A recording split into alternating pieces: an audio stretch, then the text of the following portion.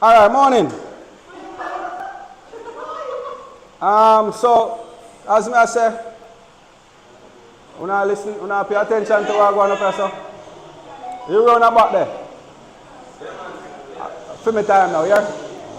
All right, so today we'll be looking at methods of cooking, all right? So, what is cooking?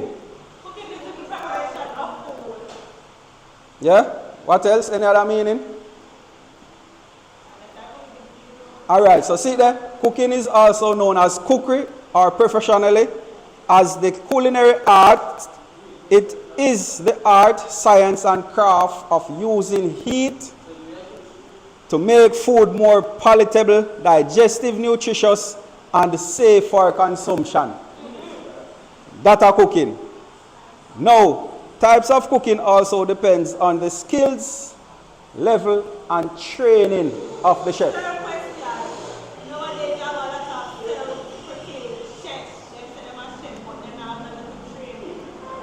True. And you have chef and you have cook.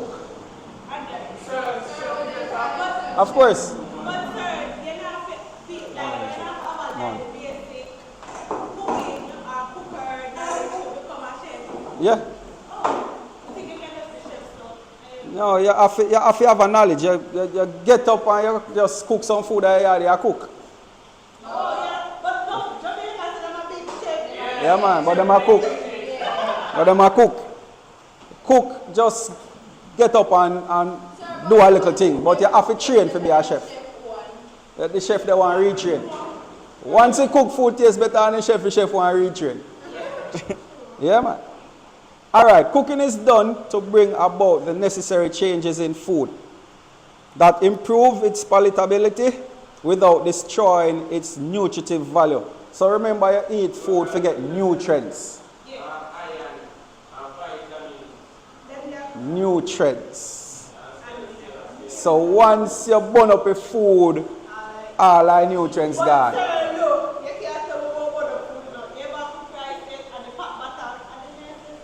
How much nutrients I get out of that? Salt? Of course. I'm not gonna lie. Yeah. Alright, so listen to this now.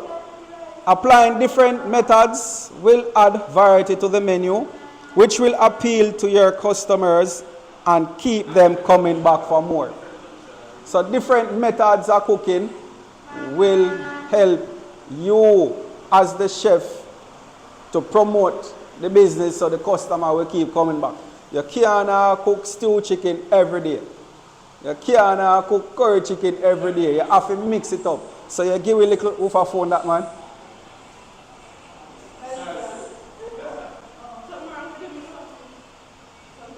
Taris, you hear what going on, person? Me I hear what going on there too. Me no want to hear what going on there. Alright. So, you know, I have curry chicken every day, as me I say, you know, I have stew chicken every day. So you want to have curry chicken today, tomorrow, you have stew chicken, next day you have fried chicken, and the next day you have some stew peas or something. You understand what I say? But you can't have the same thing. Good.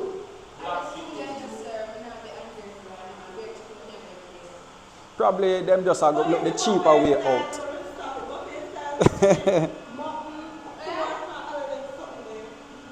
Alright, so now we'll look on this now. The two most important factors that must be controlled in cooking are? I know first you see them two words, they don't. Alright, and see? You see it already? Good. You see it already and you see it again. So once you cook, if you control your food, you have to use them. If you not use that, you don't have no control.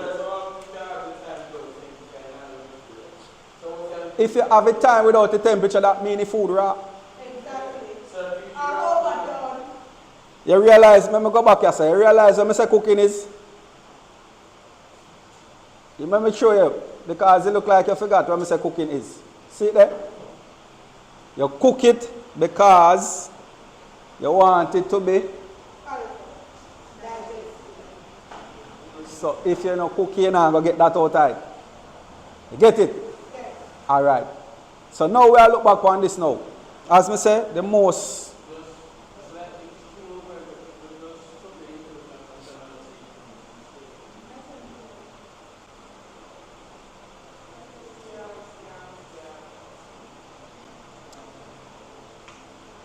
Alright, so reasons for controlling time and temperature. Carbohydrates. When you cook carbohydrates, it gelatinizes. You know what that means? Think about flour. Think about rice. Think about the flour. When you roll the flour and you put it in a pot. And when you take it out, how it look, you see some little thing on it. It gelatinizes, so it cook. When it raw, it have no gelatin. It have gelatin in it, you know. But when it cook, then it gelatinizes, so you know, say dumpling ready when it float, and you see little something them around it. When you take it out of the pot, and you see them little thing there, the little slimy thing there, it are the gelatin. No, see me I talk about this now. Soups and gravies, thickening. So that's why you need. Remember, now look on the topic, you know, the reason why we control time and temperature. So when you are thicken your gravy, you turn on your stove or you turn it up. That means you control the temperature. Same thing with the soup. If you want, when you put in everything in your pot, what you do after that? And then you do what? When you do the stove, then you turn it down because you control the temperature. Sugars may caramelize in result in browning of meats and vegetables. So the sugar caramelize. That's why I tell you, say you can season the food this morning and cook it this morning and it tastes good because sugar in the meat originally. So once he take it, this happen. So once you get the right flavor to add with this, good to go. You get the right flavor, you're nice. Fibers soften. That happen as well. When we say fibers, we are talking about the meat tissues, and that are the fibers. So that soften. When it's soften, you know, say it cook, it's ready for eat. For example, beef. You see stringy in our beef, fibers. No man, you have the fat part different. So we are continuing with the reasons for controlling temperature and time. Fats may smoke, leading to off odors. That are when you burn up something. Proteins coagulate and shrink as seen when eggs are heated. Because when you throw the egg in a pot, you watch it, you see it get big, then it gets smaller. Good. Chemical components in vitamin, mineral, pigment, and flavors may be damaged or lost. That if you make it burn up. So you know, say, all of the vitamins where you're supposed to get a mineral gone. Yeah, some people like it that way there, yes, but are you getting nutrients from it? No, you're not getting the nutrients from it. So you have to cook it the right way in order for it to be beneficial to the body. It don't make no sense you cook food and eat it just your belly full. Because after a while you're not going to have no energy. It will taste good, yes, but what about the nutrition where you're supposed to get from it?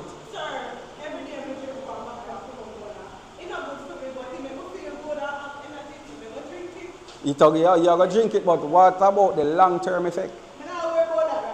I know at the time you have to worry about it.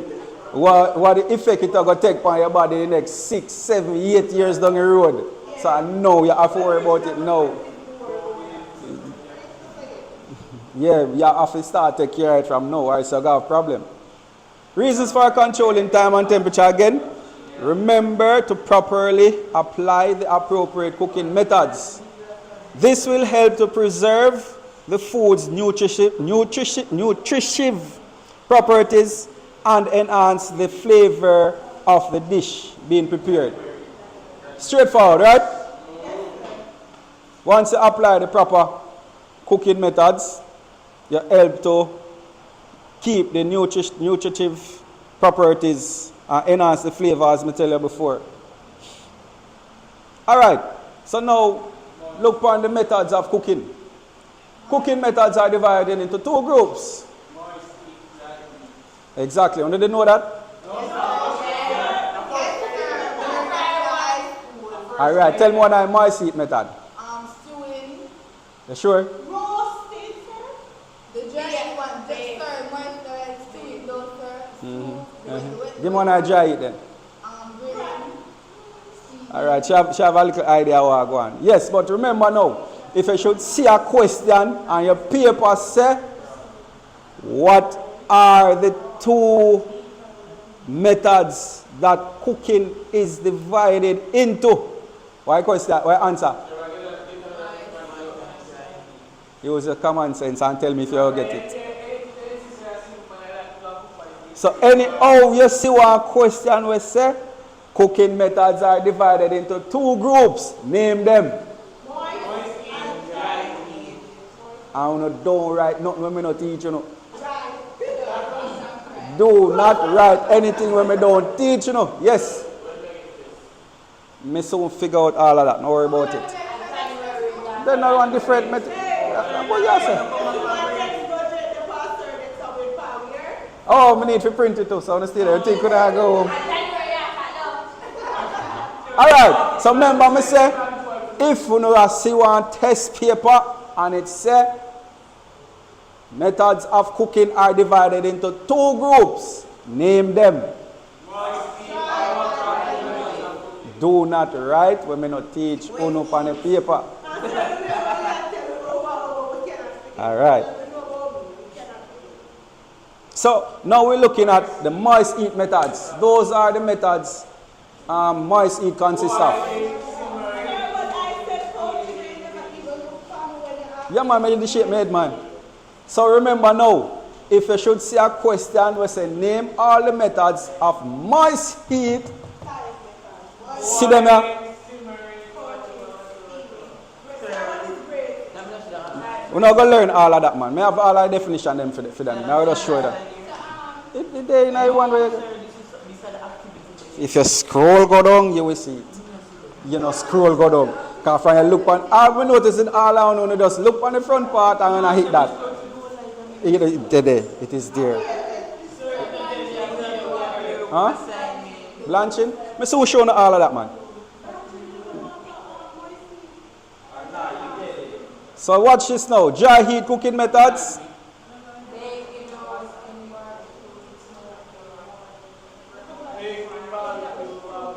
So make sure you have an understanding and know the difference between the dry heat and the moist heat. Moist heat, see them there? What you can do is try to develop an acronym for it. And then you will know it will come easier. Alright, good. And then you have the dry heat, then you can say everything else is dry heat down. Wow. I will show you. So, all of this is dry heat methods of cooking. Just start take notes. Oh really? Come again? Really no. Alright, so now we are going to be explaining each one of the methods. So boiling is a common cooking method. In this method, food is heated in pure water or seasoned water. For example, tell me why you cannot cook and you have to wait until the water boils up before you cook it. Dumpling, spaghetti, what else? Yam, pasta, what else? Yeah. What you want to rice?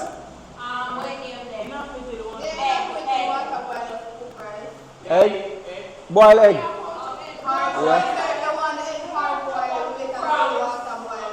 Yeah.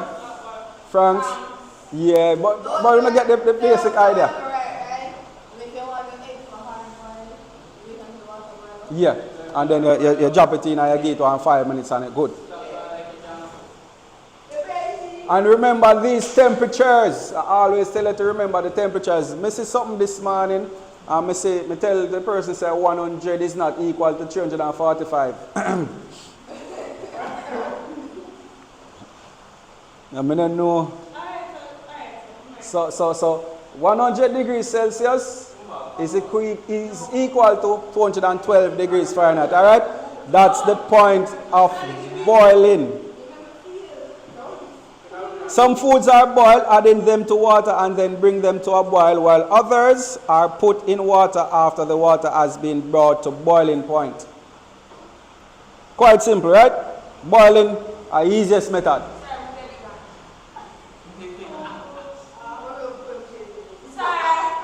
Simmering. What did that do? Right that? Yeah. Oh.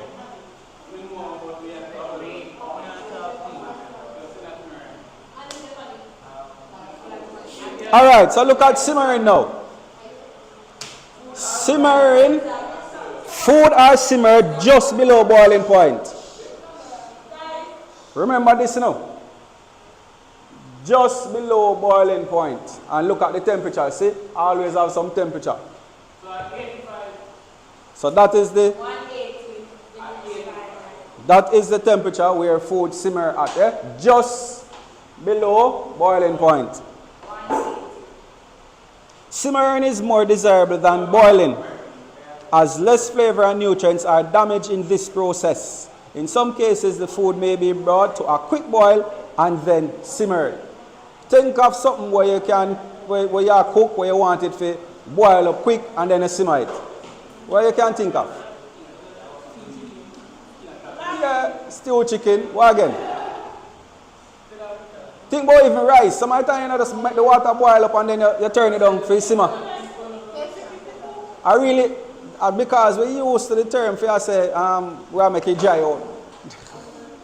Or even soup. What do you think about soup? Yes, sir. Yeah, when the pot boil up, you turn it down. After you season it up, you turn it down for it simmer. Yeah. Because after you put in the spinners in it, you don't want nothing else burn up in the pot, so you turn it down. Because you don't want nothing destroy, right? So simmering is more desirable than boiling. It, something, it's just that meat are out, let me take out all of this for my purpose. So not have all of the nuts with all of the other. No, this is mine. That's why I'm my own. I want to read through all of the other one. Me make this from yours. Alright. Who did I mention something about blanching? Alright, so what is now? Blanching refers to use of hot water to scald the food before they are processed. Like salt, Not necessarily. vegetables. No, you boil the pigtail. Mixed vegetables. My ear shall say. Like when you have.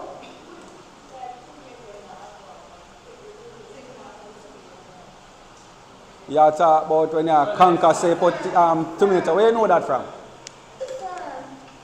Yeah. The one where they talk about when they immerse the food in a cold water to stop the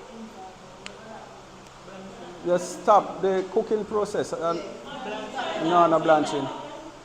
Let me tell you. So the water boil up, I may have one piece of cabbage leaf and I want it to use the something, but I don't want it to use raw. I take the tongue, and I roll the cabbage leaf, and I dip it in the water, and I spin it around 2 times and take it out. That is blanching. Same thing I can do to the pop chai leaf as well. No, you don't do it to the lettuce. No, the carrot, no, you don't want to cook the carrot or you eat it raw. Then blanch it. I don't know that one there. But I tell you what I know. So I know about the pop chai, any other little thing, even the same mixed veg that I mentioned, string bean, the broad bean, them little thing that you blanch them. So, as you can see, it's you use hot water to scald food before they are processed. The food may be immersed in the boiling water for a few minutes, or the water may be poured over it. The heat accomplishes a number of functions.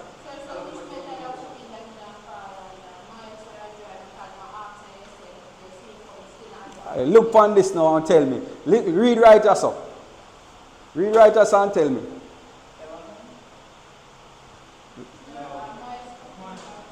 Yeah, because it immerses into boiling water, so it's wet and not dry. You can't dry if you immerse the food in the water, right?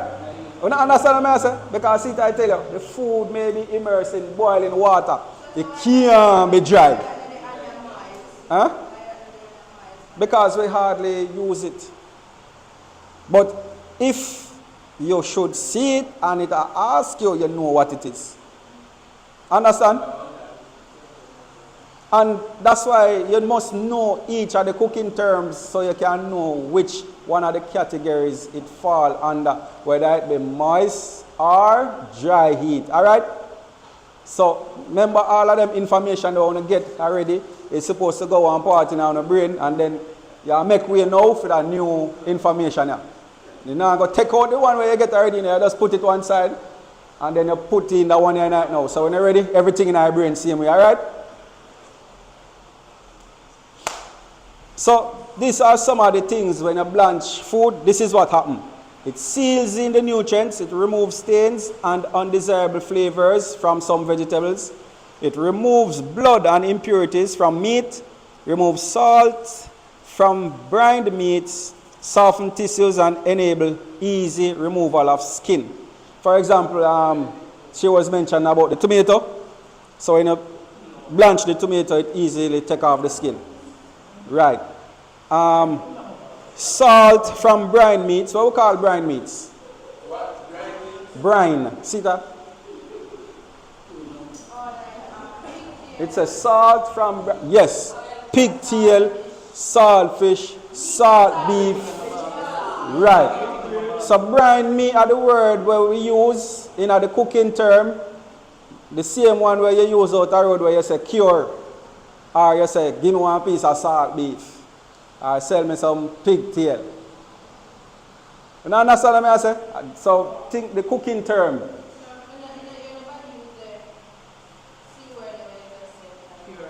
Cure. Really? The butcher. The butcher, when he go salt, the whatever he salt, the salt beef. Yeah man, he say he cure it too. Yeah man, he said that too. And say for a cooking show. Alright. So now we're looking at another one, poaching. So poaching also involves immersing food in a small amount of water and cooking it at temperatures of, see temperature there again? That is poaching. The poaching technique is useful for cooking delicate food like fish. Fish cooks easily even at low temperatures and retain their shape better in calm liquid. Who understands what poaching I tell you, sir? Explain. Yeah.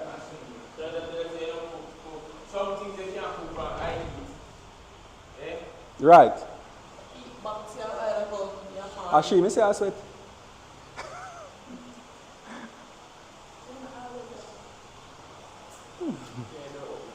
Yeah man, I mean open it. When I want to open so I don't know. Yeah, that's a one. But whoever hear about poached egg? But you boil up the water same way and you drop it in it. Yeah man. But most of the time when you do poaching you use stock and not water because the stock. We're not going to learn about all of that. Yeah, the stock add flavor.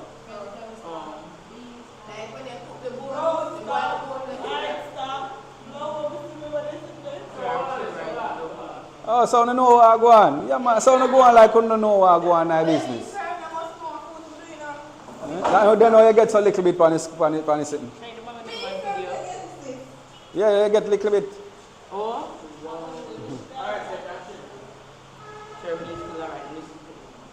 So remember now poaching. So which one of the categories poaching would fall under? Moist. Good, because it has say you immerse the food in a Water. right. So a must mice.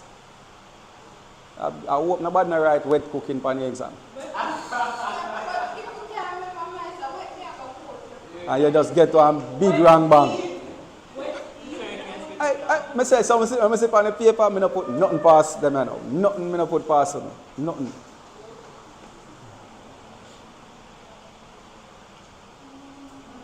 So now we are going to look at steaming. So steaming is commonly used for vegetable. Cooking is done by the action of steam on food, which imparts higher temperature than boiling water. Steaming may be done in a pressure cooker or a cabinet steamer. Fish and potatoes are sometimes steamed by cooking in a tightly wrapped aluminum foil.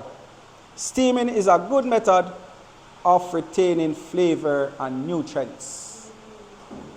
What was steam? Fish. Yeah? Yeah? Yeah? What again? Tell me some other things on the steam. Rice. Yeah? What again?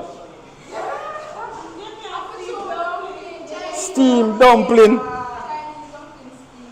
Sir, why we call sugar dumpling? What kind of dumpling that? Oh. A flour fish. Look at the other people them dumpling. The meat and Them always are filling. So we dumpling are not They are different types. They don't play. But they don't play different.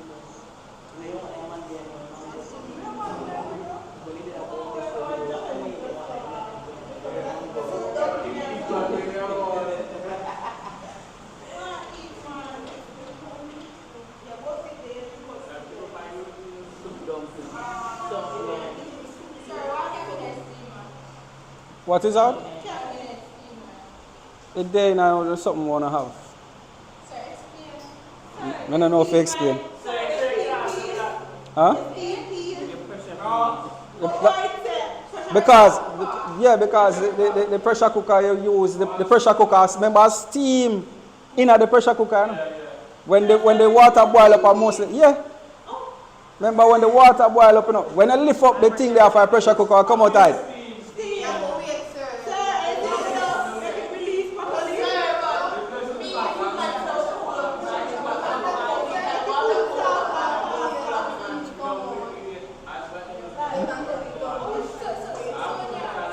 Yeah? How? What for it help you for speed up the cooking process? Alright, you see what most of the time how most people cook peas? You're supposed to put on the water, make the peas boil up, and you see when the peas are float, you sink it, you add more water, make the peas sink, and then you cover it.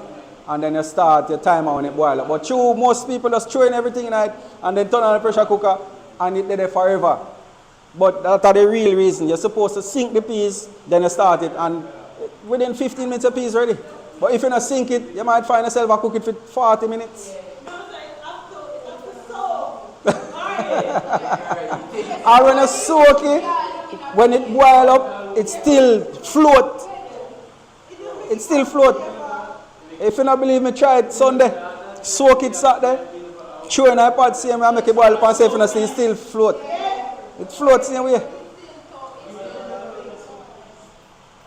Cabinet steamer are something like where them use at the in an a la carte restaurant where them push round and cook it on the spot here.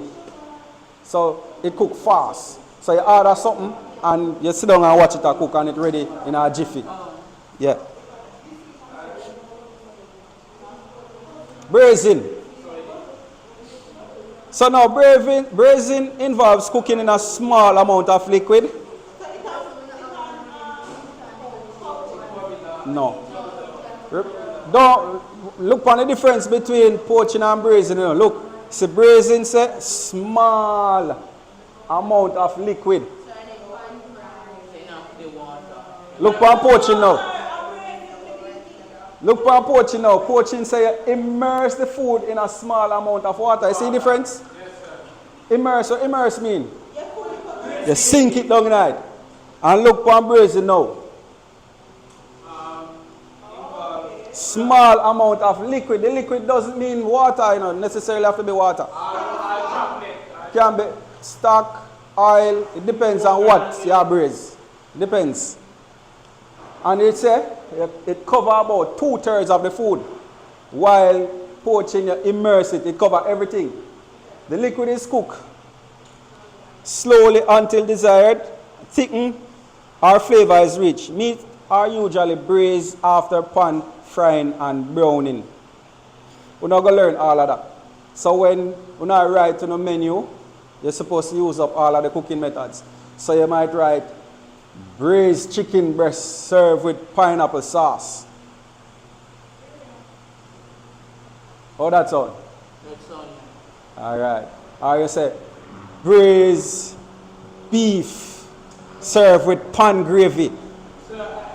Because look on the water. Of course. But it depends on what flavor you desire and the finished product what you want. And probably you have to do something before you braise it. Because if you braise a piece of pork, it's not going to cook as tender as you want it. You know? Yeah. But I'm going to show you now how to do all of that.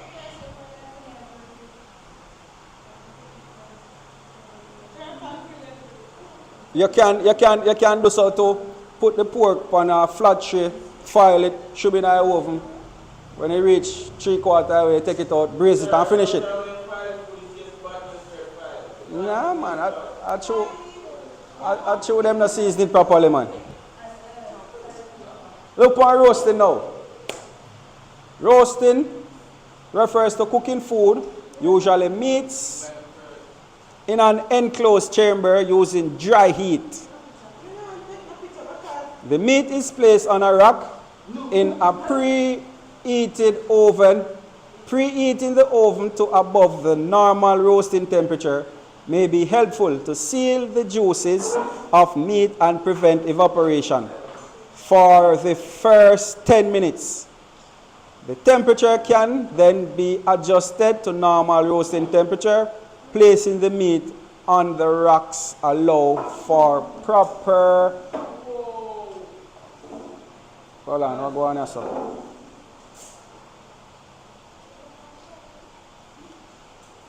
Oh, for the proper circulation and prevents the meat from simmering in its own gravy. So this chop off our business, I never know.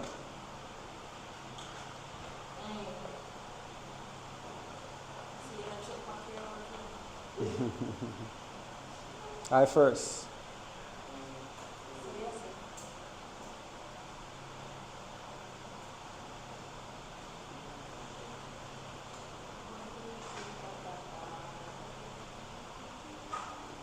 So you see roasting, everybody know we're roastings, right?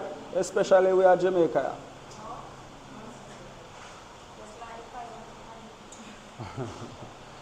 What you say, man? Who roast breadfruit? Me, sir. Then what you say? Who roast plantain? Me, sir. I mean, who roast sweet potato? Yam. What you say, man?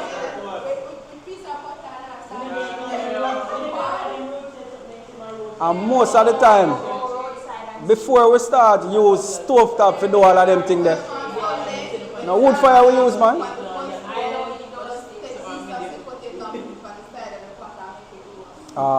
And before we start use stove, we put breadfruit and all them things there. And we make one fire side and we do all of them things there. Yeah.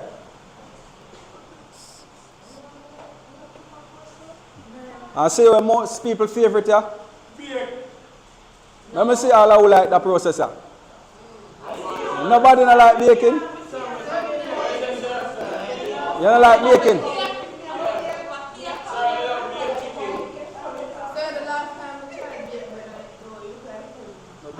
That means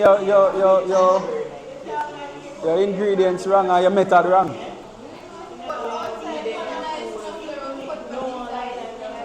Something wrong with the ingredients. So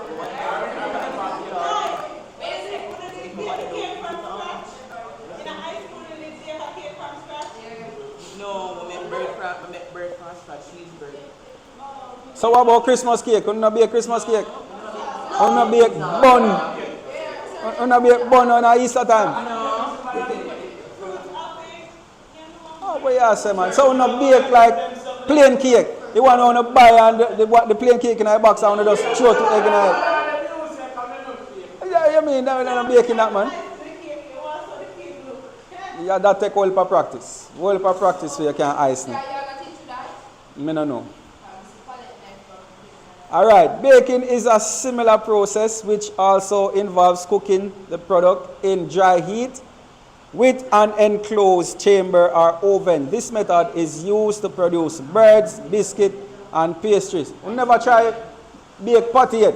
Oh, where is it, man? What do you mean? A good thing that. Cookies, biscuit, patty, all plantain tart and them things there. We not try to make them something there. Plantain tart. Gizzarda. Hey, sir, next. Where is it, man? So I'm writing, don't listen to her, I'm writing. Baking nice, man. It's just that when you do baking, you have to be precise with the measurements and your methods. Yeah, man, you can't miss nothing. Because you can't remember, say, boy, you never put in no salt or anything in the oven.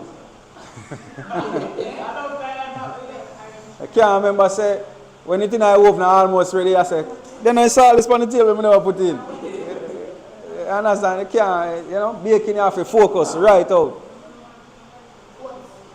And just imagine when you're almost done baking a bun now, you see vanilla on the table, and you said, but no spice now in it. Yeah. That mash up. Yeah? That's tough. That's tough. Yeah, man. You have to focus when you cook, especially when you bake. You have to focus. What's she said she do? Figure out to put in the rising agent. Baking powder. Listen, sir, I want to get one joke now. This lady, wait here, she a boil. She a boil flour. You know what she do? She take up the baking powder and take a flour. Jaja. When you put them in the pot, everything afloat. No, sir. That's the worst thing. So, you know what that tell us now? You must label your things them in your kitchen.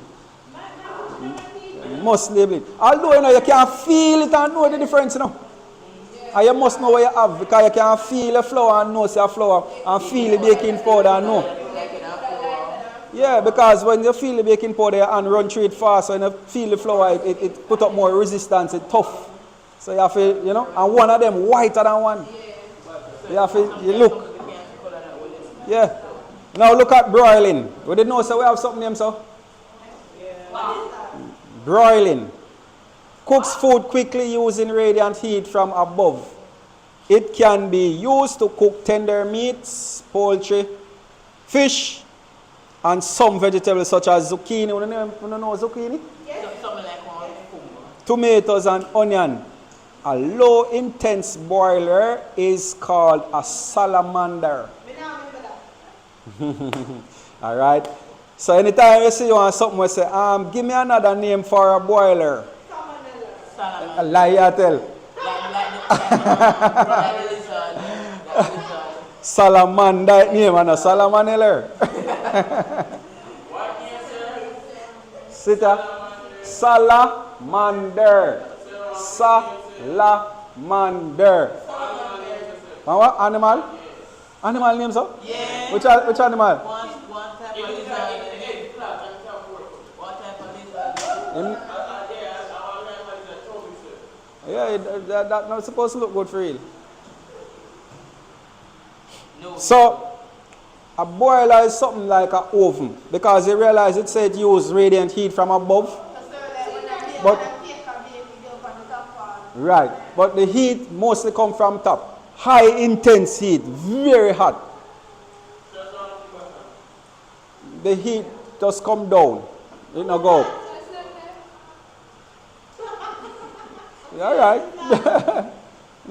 Salamander that. Any questions so far? No. All right, good. Make sure you know the difference with the cooking methods. And who? Braiding and poaching. Come again. And who? Braiding and poaching. All right. Where that's now? Where that's now? You never write it. Sure, man. Boiling is the easiest thing, man. Just remember, say the water have to go 100 degrees Celsius, which is equal to 212 degrees Fahrenheit, right? Good. And you boil things in a seasoned water or stock. Right? Huh? Of course, I nicest dumpling that. You soon learn about that. They look like she never do cooking at school, so she.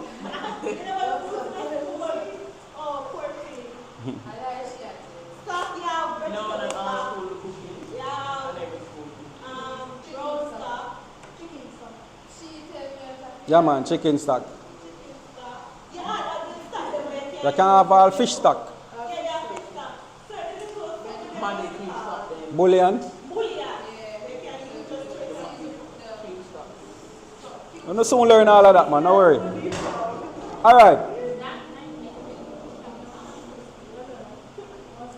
So, boiling is used to brown and melt the top of some items before serving. The heat can be regulated by moving the food near or far from the heat source. For a large piece of food, you need to use higher temperature to ensure that the food is cooked properly. The boiler should be preheated before the process begins. So remember, the boiler is something like the oven. You have to preheat it before you use it. The boiler, as I said, the heat they only up at the top. And the heat in the bottom. I used to work at one hotel where they have one boiler and I used to run the boiler and I tell you, crazy heat. Every day you look for me, be a mark all about. See I want to see you, be a bun. Yeah. Any question for the boiler? No? You get the slides and it's supposed to unite. Alright, that sounds like me going to a research. Nice. I get an idea. I get an idea. Yes. No, Monday. Monday we I do it. I get an idea about the I never get to buy it. I get an idea how to make you identify them things and not worry about it. Grilling. Similar to boiling, however, in this case, the heat comes from below. So you see, remember, this, the heat comes from above, and this, the heat comes from below, right?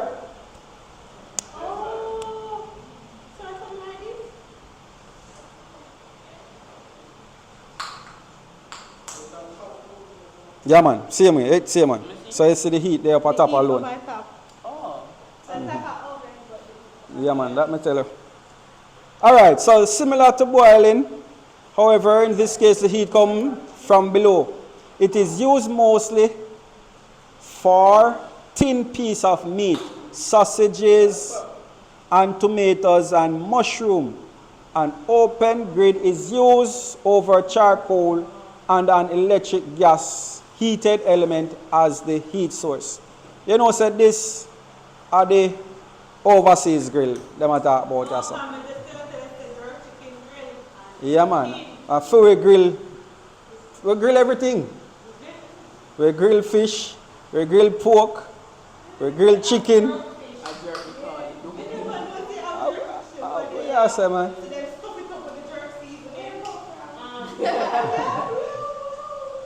And them throw beef on it too. Yeah, man. You ever see them throw corn on it too? Corn. You never see them put corn on grill? Yeah, corn. Yeah, man. A whole heap of things go on it. It's onion, pepper. Yeah. So the grill, we use our grill as a multi-purpose tool. All we do, we turn it up or down. Or we turn up the grill. Yeah. Ah, yeah. You must throw more coal on it. Coal. Because I know that you want. I cool them and cool it down. I cool them and cool it down. And the flame up? Yeah. Now, but it depends on what the chef I use. It depends on the flavor I look for. It can be somewhere add flavor. For me, right, for me use red stripe. Or red stripe I mostly use. What that? most of the time I just give it a bit of flavor and fi tone down the fire a bit. So when them want, instead of throw water upon it, them have this something with season up or beer or whatever, and them sprinkle it upon it to tone down the fire, but it add flavor same way. So the main aim of it add flavor and to turn down the fire a bit. And then when you want it to come up back, you just throw in some more coal, blaze up again and we're gone.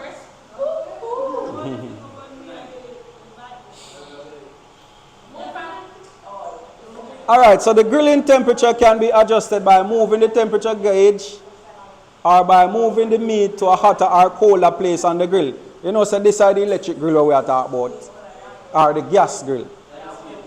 Make sure that the grill is properly heated before you begin. So even for the coal where we use, the jerk pan we use, you have to light it first, same way. Make sure so the little mesh burn off, all the things that upon it burn off and it well hot before you add anything in it. Yeah man, right way that. Grilled food have characteristics, grilled markings on the surface. Yeah, we know that. The little mark them? Yeah man, yeah man. So once, you know when you grill all chicken breast for dinner purpose and you drop it on the grill and you see mark them, you know that look nice in a plate when it's surrounded with the rest of things them. Yeah, man.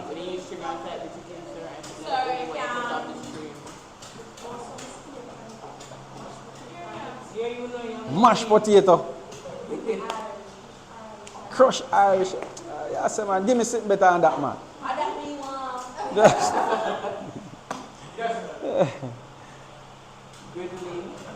Griddling. As was previously mentioned, it's often mistaken for grilling.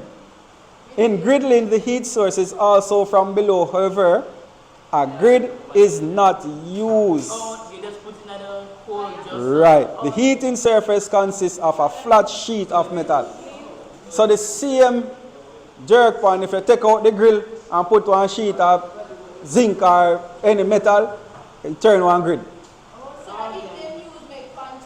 Right. Or even egg, bacon. Yeah, man. Yeah, man. It's flat. When you go in our kitchen, I'm going to show you one. Got one in there. Griddling. I'm going to for you. I can't lift you up. When you go in our kitchen.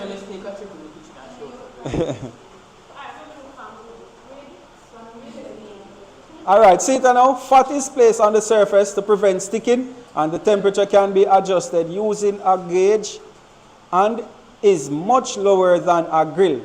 A griddle is suitable for egg and pancake. Who mentioned about pancakes? See? Good. And me tell you about the egg. So that you use it for. And as I say, you can use it for bacon as well too. The strips of bacon. Yeah, it depends on what you want with the sausage. Or even fried rice. You can throw all fried rice on it and you spin it up with the egg lifter. Yeah man, I'd say man. I griddle them I use, the griddle. The pancake, because it's supposed to you want to make 1 dozen pancake. You know, one little pot you make two. You use the griddle and you put all 12 of them on it one time. And you're done quick. Frying. But now this a pan frying. Pan frying is done when food are placed in a moderate amount of oil in a pan and cooked until tender or the desired color is achieved. Because remember, when you fry, you want one color and you want the food cook at the same time. You don't want it too brown, you don't want it too white, you know. So that when you are frying a pan, that's how we are look for. The amount of oil used depends on the size or the piece, the size of the meat, basically. So you know, say you have one big chicken leg, you want the oil to cover it. Once you fry something, the oil to cover it. Although we don't practice that. The oil to cover it, that's why we have the deep fat fryer on the side. You see the deep fryer?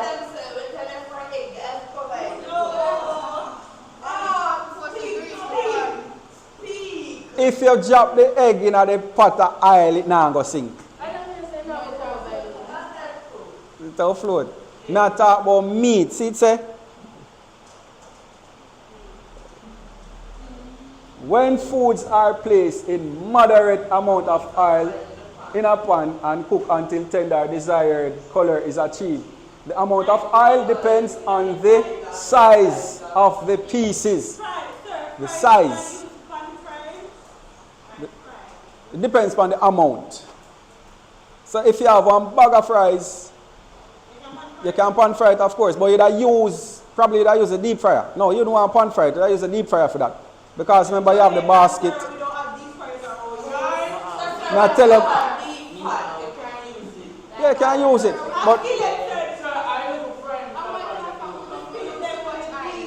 But remember, we are talking about one industrial kitchen where we are going to work in as chef.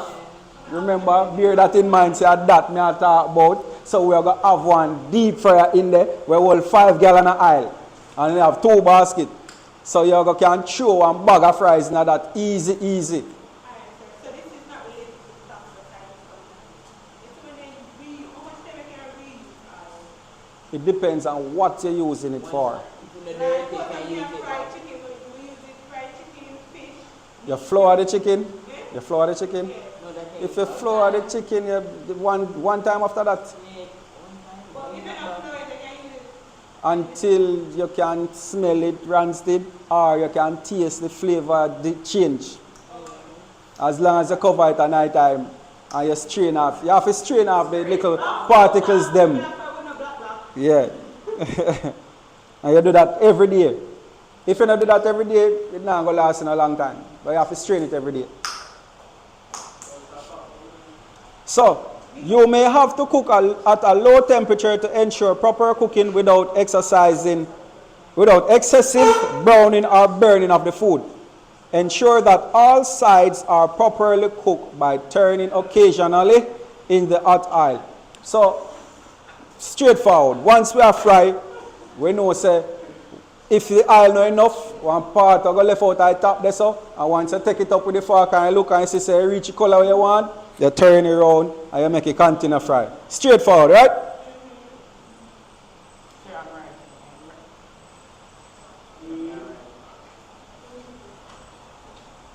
But remember now, when you are fried too, you don't want your temperature to be too high or too low either. I remember initially when we just started, we did talk about time and temperature, right? So everything we have to do with cooking and all of the cooking methods, time and temperature. Time and temperature, remember that. And one question I got there we asked about time and temperature.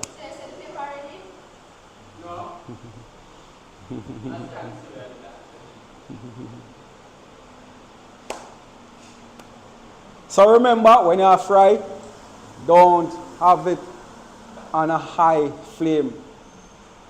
It start high, but then you gradually you turn it down after because you don't want it outside it fry, and then when you do so, you see raw. Yeah, so you turn it down and then you use your fork and juke it. And if you see blood that come out, you know say it's not ready. But if you see clear liquid that run out, you know say yes, it's ready.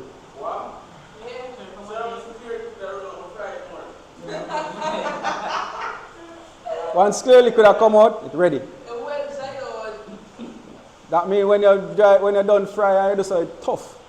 But once you see clear liquid, it's moist and nice and ready, good to go. Once you juke it to the fork and you see blood that come out, you continue fry. Once you juke it again and it's clear, you can't take it out. That's why we didn't say when somebody wants to cook, they just the person want to pass it and let's say fried chicken breast. And for the fried chicken breast, you do a fried dry, that means you can't fry chicken. That means you can't cook. And that means you can't. Because chicken breast, it's easy to fry, but if you don't know, you make it tough. You know, and do not more than 2 minutes in a pot and it's good to go. Always tough, right? Try it when you cook Sunday. Try it when you cook Sunday. Alright, so now we are going to look at sauteing. First, you see that already? Alright, so in sauteing, a small amount of oil is used and the temperature is higher. The food is tossed frequently and quickly to allow for searing. It should not be allowed to simmer in its own juice because you are salty.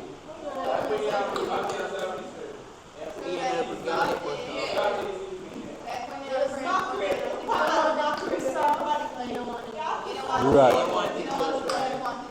Right. Just like when him say you cook your can salvage and you saute after seasoning. You throw in the seasoning and you spin it up a couple times in a small amount of oil and then you add whatever and then you lock it off. Eat that. Or if you even cook your mackerel and you saute after seasoning first.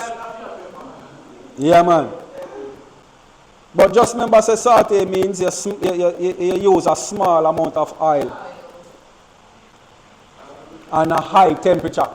So if I look for you and say saute a piece of chicken breast or saute some chicken strips, you know, say, I don't know, whole heap of oil you go throw in a pot, you throw a small amount of oil, make the oil hot, then you throw them in and spin it up a couple times until it cook and you lock it off. Eat that. No, saute.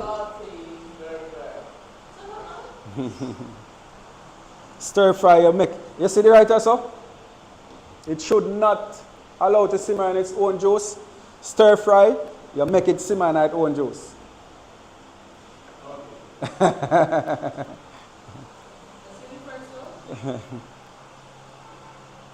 In a saute, either you take it out of the pot or you turn off the stove. But in a stir fry, you can't make it simmer. Because, for example, you stir fry some vegetable, and you don't stir fry, you cover it and you're done. And it's simmer. Alright, deep fat frying. This involves complete submersion of the food in oil. A desirable deep fried food will have minimum fat absorption, little moisture loss, and attractive color, a crisp surface, and no off flavors. A butter is normally used to coat the food. So remember, I keep tell you about the deep fat fryer. The deep fryer. So the deep fryer, when you throw the oil in it, them consider deep fat frying. Because it deep and it have a whole heap of oil in it. Just imagine 5 gallons of oil. That means one of the, no, the 5 gallon back of them. The deep fat fryer, one of that it will. 1 5 gallon. So, and as it say, the food is normally submerged. So they right down in it and it covered with oil. But it's there in the basket. So you put whatever you are frying in the basket, put it in the deep fat fryer, and you allow it to continue to fry. But remember, you have to watch it. You have to remember the time and the temperature. So a butter is normally used to coat the food to protect the food from extreme heat of the fat and prevent it from being overcooked. It also prevents the food from becoming soggy with fat, and it seals in the food juices to form a crust and to improve attractiveness. So all of that happens while you're doing deep fat frying. Who have the time? What time you have? 10:04. All right. 10 minutes break. Really?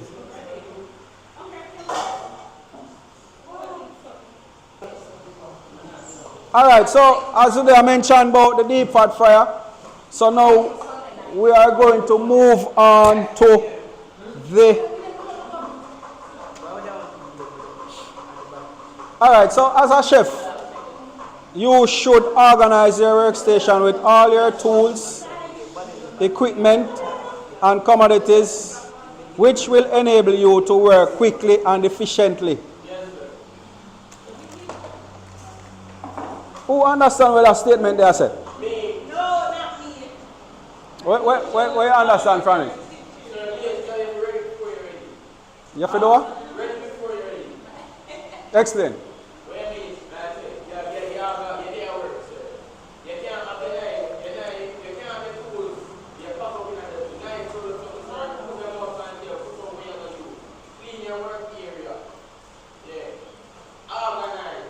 All right. Yeah. Anybody have any other explanation for that?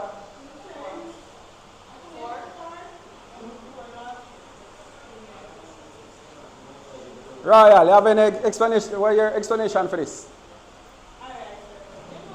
Pre-preparation, before you start the meal, you have to make sure you have all the ingredients. Yeah. Before, because, alright, taking out the equipment, when you start, you have to go waste time and look today, and then you have to just move slow and you're not going to work.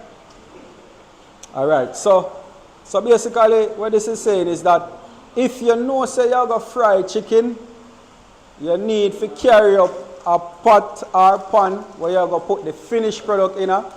You need to have your hand towel where you're going to spread in the bottom of the pan.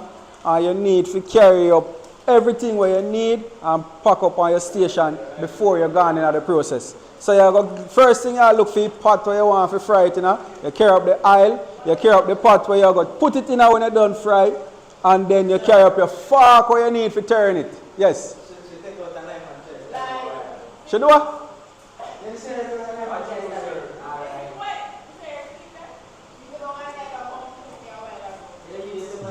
Alright.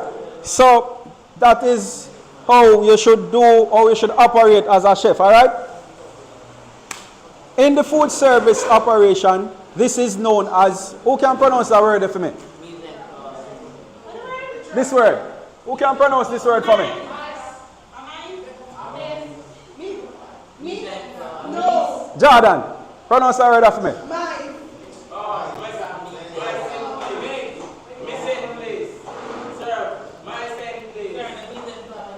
The proper pronunciation is mise en place. Mise en place. Place. A French term. Mise en place. That's the way how it's pronounced, alright? So, as I say, in the food service operation, this is known as mise en place. But we just explain so you get everything from your workstation and you have everything where you need so you don't have to move from it and get everything where you need. So, you do your mise en place, yeah? A French term, which means put in place. So, you're going to put everything you need in place. Mise en place. Mise en place. Yeah. So what that means?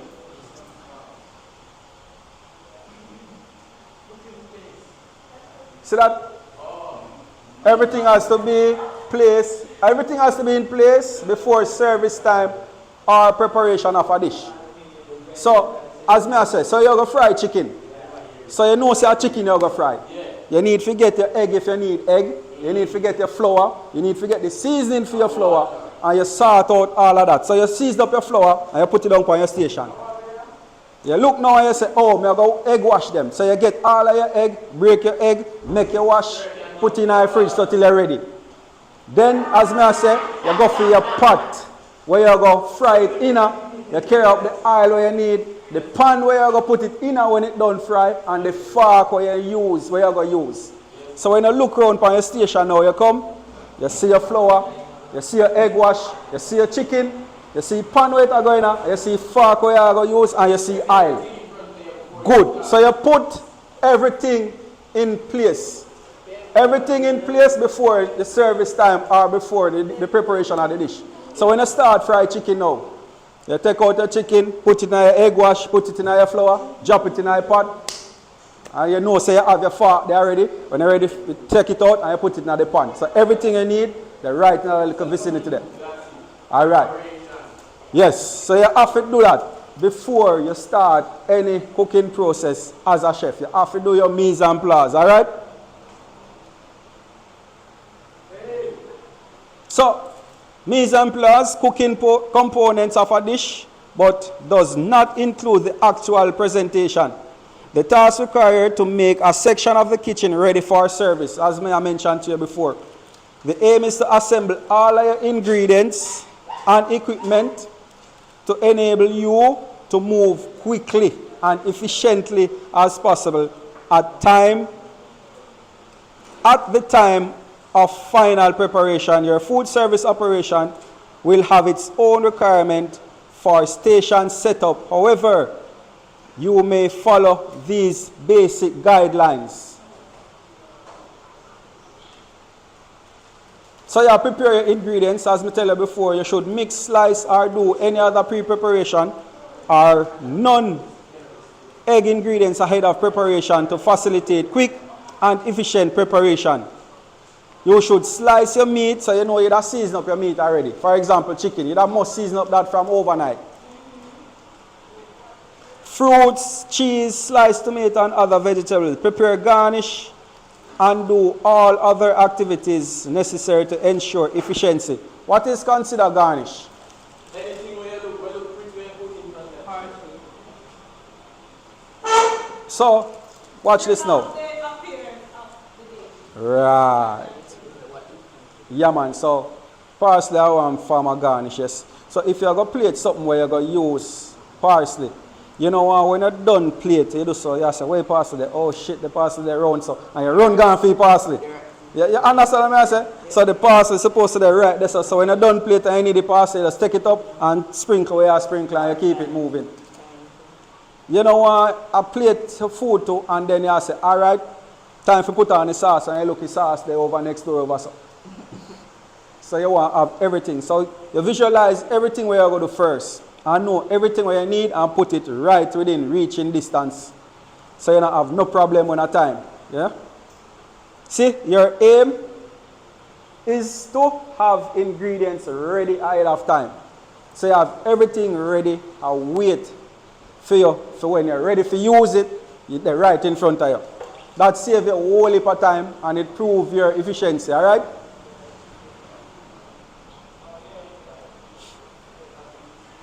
Alright, so now we are look at arrange and store ingredients. You should arrange all ingredients for dishes within easy reach of work area. Remember, I just mentioned about the sauce. So you know one there, so you want the sauce and it there over so. You're supposed to can just do so. Or if you see somebody right there, you're supposed to can say, pass the sauce there for me. You're not supposed to be too far from it because you don't know so you're going to use it. Because you plate the food and you know say it needs sauce. So make sure you have it within touching distance. Refrigerate cold ingredients at all times. Say that again. Refrigerate cold ingredients at all times.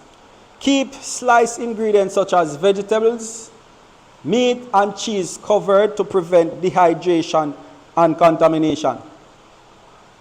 You can pre-portion some ingredients either by weight or by count and wrap individual portion for storage. So, we understand the term here? Pre-portion. Explain.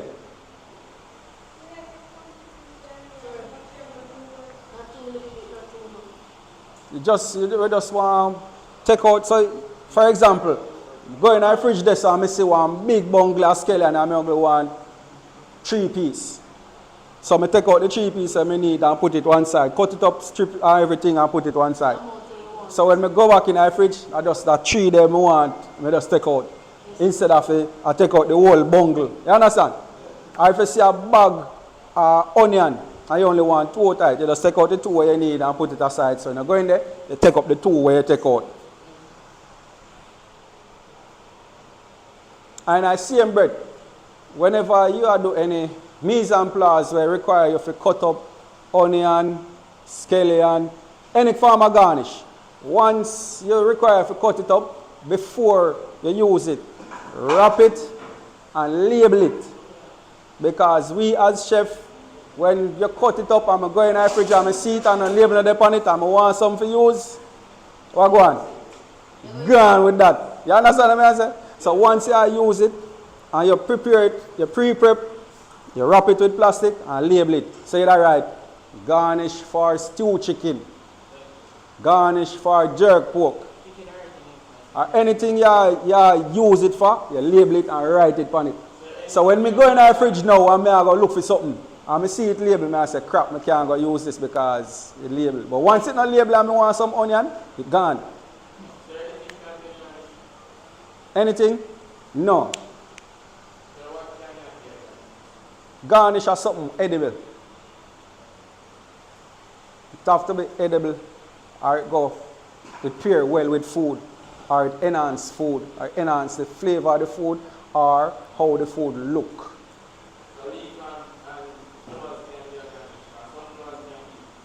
Some flowers can eat, it depends. Remember, I just tell you say it have to enhance flavor of the meal and the look of the meal. So it depends on the type of flowers and the meal where you put it with. Yes. Pimento seed can use as garnish and can use as seasoning same way. Yeah. But try remember said don't mix up decoration with garnish. Decoration can't eat. You understand what I say?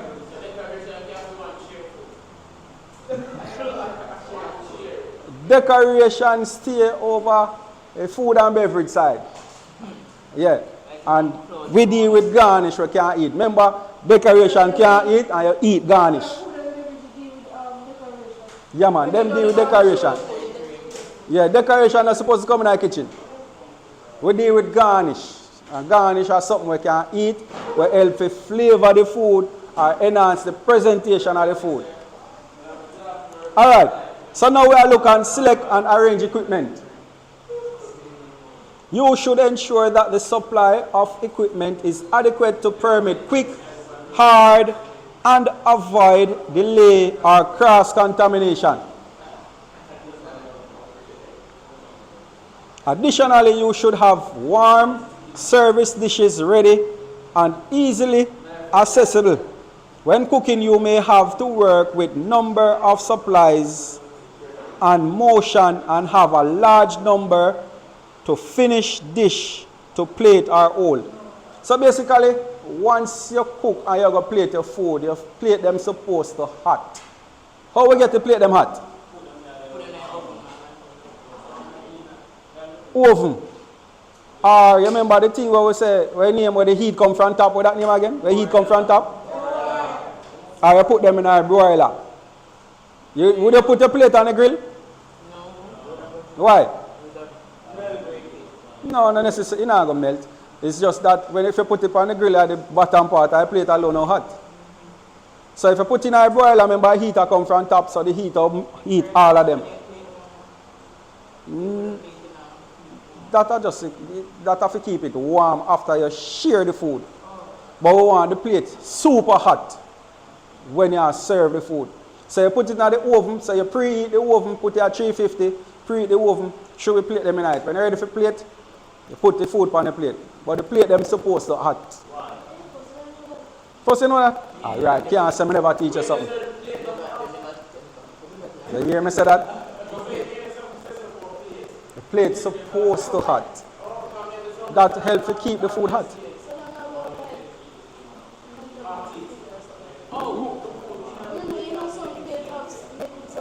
No man, that's why I use the right, proper dinner plate. No man, you're not doing nothing. That's why you say the waiters them either have on gloves or them have them little cloth on them side. Because them know say the plate's supposed to hot. It's a pleasure for me when I go do any function and I see the waiter them with no dish towel. I start smile. Okay, so they grab up on the plate and they see them stay so. And them I look around and say, yes, you have to have your towel. Because my plate them ever hot. The first thing as I reach on the scene, turn on the oven, should be in the plate there. Once I reach on the scene, first thing that, I find the plate them. As a chef, once I reach on the scene, I look for the plate them. Because nobody else now business with the plate them. They don't want to know so them carry it on the location and I eat that. So me as a chef, as I reach, find the plate them. Alright, shoot them in the oven. So if you as a waiter come and you have your gloves or you have your little towel where you have this, I'm sorry for you. Yeah man. Additionally, you should have warm service dishes ready for easily accessible.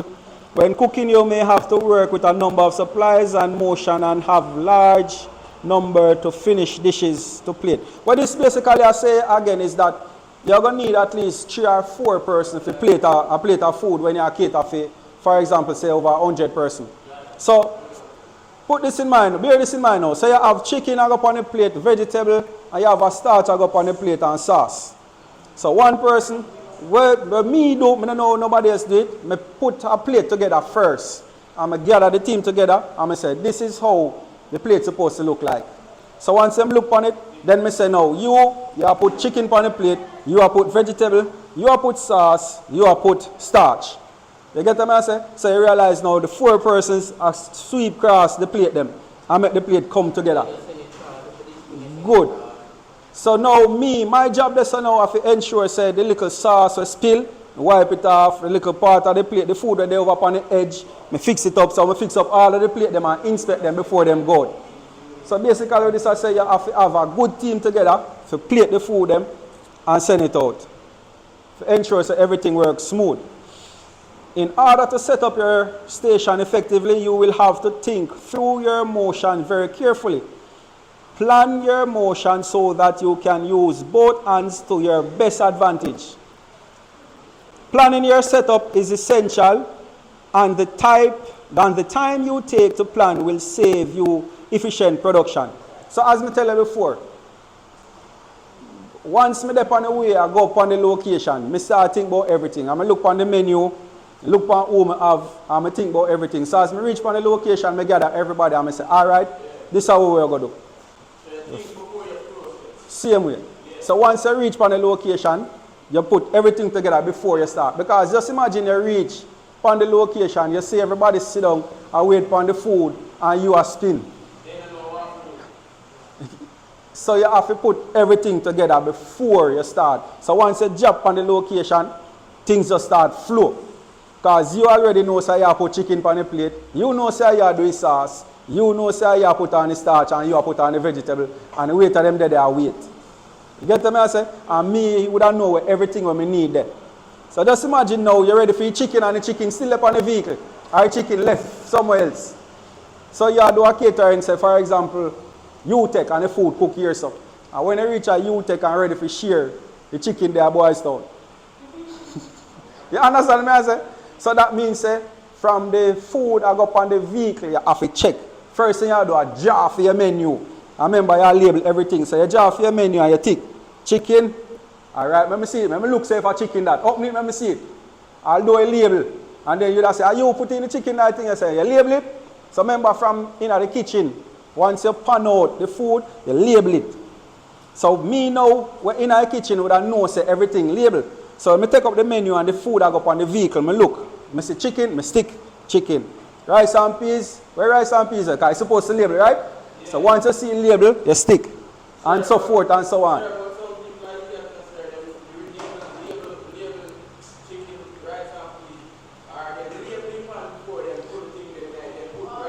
That's why you have to know who you are work with.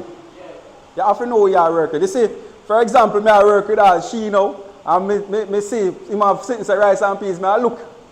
Because he always asleep. You understand what I say? So if I work with she, miss anything at all, I see with all if I tell me say rice and peas in them, I go lift you up and look in them. I want to see it for myself.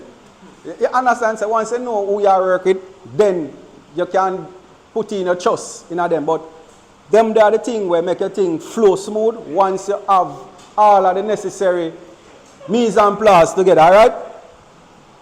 So you plan your setup, essential, and the time you take to plan will save you efficient production. So as I mentioned about the plating, imagine you want to try put on the chicken, the rice, the starch, and the sauce on 50 plate. You want. Good. So that's why you gather 4 people and you say, all right, you are the chicken. All when you work fast, you go late. You one can do all of that. If you realize you one and it's a plated service, a waiter go carry the food, you have to find who in charge and say, listen, we have to go change the setup, So it can't be plated again, it have to go be buffet because I'm me one. You understand what I say? So it be buffet now. Then people will get up and come for the food. So you just line up the buffet so that way they move faster than you want to try. Right. Then you want to try if you plate the 50 food. You understand what I say? Yeah. So you have to know the setup of the entire thing, know who you are working with, know the surroundings and know what to do. As a chef, you have to take charge of the situation once you reach on the location. Cooking in the hospitality industry is usually a team effort. Team effort. So all some of they who not talk to some and all of them something, them think they not work in the kitchen. You understand me I say? A team effort. Everything we do in the kitchen, team effort. You must own organizational skills. Yes. Sir, if you come to that school, everyone with the school is like No. No. What kind of question that? That's for next something. Organization skills to be effective and rely on the team to get the job done. So remember, a team to get the job done. You can't do chicken and you are doing rice and you are doing vegetable. I want to say it's not a team. Because food can't share without they eat one another, right? You can't have the chicken alone on the plate and the vegetable. Rice have to do that too. So when it comes together, it's a team effort. If you understand what I say. Yeah.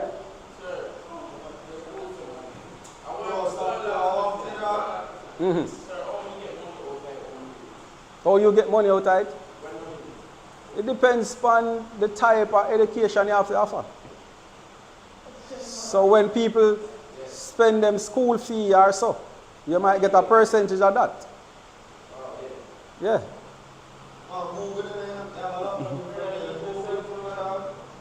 Alright, make sure that you follow the recipe instruction given to you by your supervisor carefully. Item by item, line by line. This will help you achieve the best results. So once you cook something and you get one recipe, you go inside and you study the recipe first before you put it on. If you realize you can't get it, nothing wrong if you sort out one little spot on your table and tape up your recipe on the table. You understand what I say? Nothing wrong with that. As long as you have the recipe I work with. Don't try to get it to do out of your head if you don't know the recipe. Something not going to go wrong. Yeah, man. Nothing wrong if you have your recipe on your workstation, because that's your guide. Don't walk around with the recipe, so do.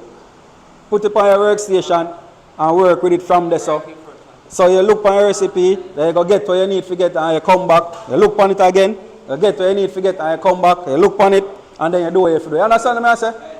So once you have a recipe and you understand everything on it and you don't know it, then nothing wrong if you tape it up on your table and you keep it there. That means them give before. Oh, well, who don't know? That's why them do it so. But for me, if me give a recipe and you don't know the recipe, nothing wrong if you carry come and put it on the table. Because me want you get it right. So after you see it over and over again, then you're going to know it, you know. But if you see it for the first time or so, it might take some time for you to know it. You have to do the same thing over and over and over. That way there you get experience. You get knowledge that way there, alright? Alright, demonstrate safe work practices. Hygiene requirements. You must observe that. I want to say hygiene requirements, we all know what I talk about. If you go in the kitchen and your workstation look like this, you know you have to fix it. So if at the table you go work with, you have to clean and sanitize the table, right? So first thing you do when you go in the kitchen, wash your hand at the wash station, find your station, clean and sanitize your workstation. First thing that you do.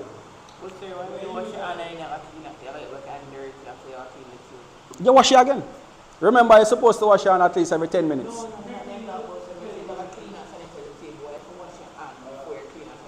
Yeah, man, because the germs can blow going or something or cook. You understand what I mean? Be cautious when using sharp instrument and equipment. So, once you use your knife, the meat slicer, the blender, any sharp object, you must be careful because accidents do happen. And you don't want to have no accident in the kitchen, right? Because you don't want no piece of finger in the food and all of them things. And piece of fingernail and all of them things. Yeah, them things they happen. So you have to be just careful. When you not do knife skills, anybody cut themselves and not do knife skills? Them things that we are talking about. So you have to be careful. Because you still not get it yet, so people still going to get cut. But you just have to be careful, alright? You must wear your PPE all the time. Once you go in the kitchen, if you don't have the proper gear, nobody go. You must have on your hat or your mesh Must have on your jacket and the proper footwear. Head. So suppose you have one function to go on share the phone and you left your PPE and you alone on the ship. What you do? That, I don't know that to work out, you know. Sir, you alone on the ship today, no? That not happen to me. Shift not that day. Because once, that not supposed to happen to no chef. Because once you know say you go on function, the first thing I think about are your clothes. Sir, but you know some people all of them. Oh, you forgot your clothes. So where you go wear? You know, say if me have one function I do where cooking is concerned, the first thing I think about is my uniform when I wear. And I take out that and put on first. After I take out my uniform, then I look for my knife. Then I take my knife, then I say, they want sharp if they need to sharpen up. Then I look for my apron and my edges and I put on that. And I say, alright. Then I think about the menu after that. And I look on the menu and I say, alright, I'm going to need one igloo, I'm going to need one blender, I'm going to need one big pot. You understand what I say? Yeah. Some of the time it depends on where you go. You might not know. If them don't have it, you know. Remember, no, you as a chef don't know them have some of the time, you know. So when you look on the menu, you call them and you say, do you have this in place? And if them say no, you tell them, say, you're going to need it. You understand? So as a chef, you have to aware of your menu and know the equipment where you're going to use to enhance the menu and get it. All right? File. Mm-hmm. Nothing wrong with that. Yeah, but the whetstone, when they use the whetstone itself lasts longer and it keeps the knife sharp a bit longer. Use the correct techniques when bending and lifting. How we lift up items? So if I see that chair here and it is a pot, imagine it's a pot, I can't just grab it and I go with it. So what am I supposed to do? Show me what I'm supposed to do. Come show me what I'm supposed to do. Because I don't know. Because me, say me I want a young chef. All right. Yeah, I know. But suppose me not remember. So how are you supposed to lift it up? All right. Show me how it's supposed to do. You show me.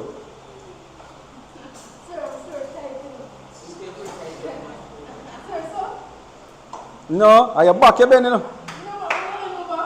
You're supposed to use your knee, and then you come up with it. Yeah. You're not supposed to go so, and then you lift up. You see your knee still straight, so that means all is straight up on your back right or so. Your knee is supposed to bend. Your knee. Yes. You're not supposed to do so. If you do like this and lift it up, all is straight come on your back right or so. So remember, you practice that. Use the correct techniques when bending and lifting, and most of the time, the items in our kitchen is heavy. You have big pot and all of them things. So I like that. Of course. So who are going to lift it up for you? Who are going to lift it up for you? Eh? Yeah, man, respect. Who are going to lift it up for you? Alright, so watch me now. Write down this. I want all of you to find and name 5. No, you do that today. You do it now. I want you to find 6 kitchen equipment. 6 kitchen equipment and tell me its use. 6 kitchen equipment and tell me its use. Equipment. Utensil. What are you going with? Blender, pot. Alright. 6 industrial equipment used in the kitchen. 6 industrial equipment used in the kitchen. So now have until after lunch to give me that. Our class done. No.